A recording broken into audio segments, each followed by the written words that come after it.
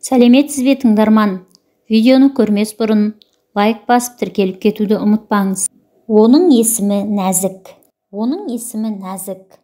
Мен онымен әлеуметтік желіде танысқам. Сөйлесіп жүріп қалай екенін өзім де білмеймін, ұнатып қалдым. Мен оны көрмесем де ұнатқаннан кейін бағымды көрейін деп сөз салдым. Әрине бірден келісе қоймады. Сонда да мен оны көндірдім. Бірақ ол басқа қалада тұратын еді. Ал ол 10-шы сынып оқитын. Ал мен колледжді бітіргелі тұрған студент едім. Бұл оқиға 2011 жылдың қазан айынан басталған еді. Екеуміз сөйлесіп жүрдік. Мен оған қатты ғашық болдым. Тіпті бір-бірімізден сыр жасырмайтынбыз. Көрмесем де мен оны қатты сүйдім. Өзгелер бұл жағдайға күлетін де шығар, бірақ бұл менің басымда болған жағдай. Ешкім де бұл сезімді басынан өткізбейінше сезіне алмайды. Ол менен, мен де одан ештеңе жасырмай сырларымызды айтып, кейде түнде көз ілмей шығатынбыз. Қазір сол күндерді сағынамын. Мен оған сенгем, қатты сенгем, достарыммен де таныстырғам. Содан бір күні менің бірге оқыған сыныптас бауырым оған сөз салыпты. Қызым маған айтқан бұл жағдайды, бірақ мен оған мән бере қоймадым. Қоятын шығар деген оймен. Сонымен қатар өзімнің сүйген жаныма да сенгем. Арада уақыттар өтіп екеуміз кездестік. Содан бір күндері ол маған жүрмей-ақ қояйық деді. Бірақ мен оған келісе қоймадым. Сонда да бірақ қоймады. Содан екеуміз дос боп қалған болатынбыз. Бірақ ол маған сүй берді.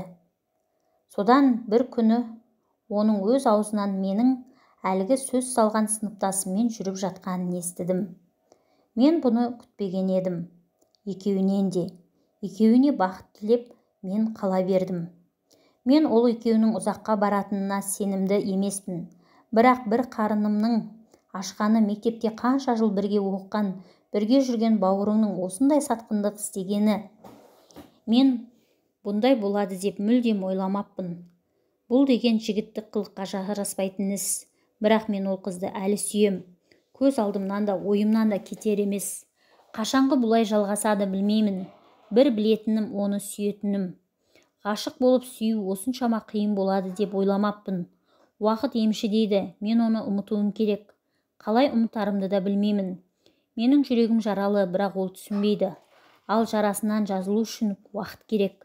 Бірақ бір ағамыздың мына бір өлеңі маған ұқсайды екен. Шалқып жүріп, сезімге балқып жүріп, қолымда деп ойлаппын алтын кілт. Арамызға арманнан көпір жасап, жүрегімді берген соң тарту қылып, суретіңді жүргенде тұмар қылып, тояттамай тәтті ойға тынарма үміт. Сенен басқа періште бар демеппін, тағдыр саған қойған соң құмар қылып. Ойламаппын бір мерген жаралар деп, бізді азапқа бұл өмір салар-ау деп. Мен секілді тағы бір басқа жігіт, сені мендей ұнатып қалар-ау деп. Арманымның шынары сынар-ау деп, біз жалғасқан көпір бір құлар-ау деп. Ойламаппын, менен де басқа жігіт, саған бір күн еріксіз ұнар-ау деп. Иә, осылай болды.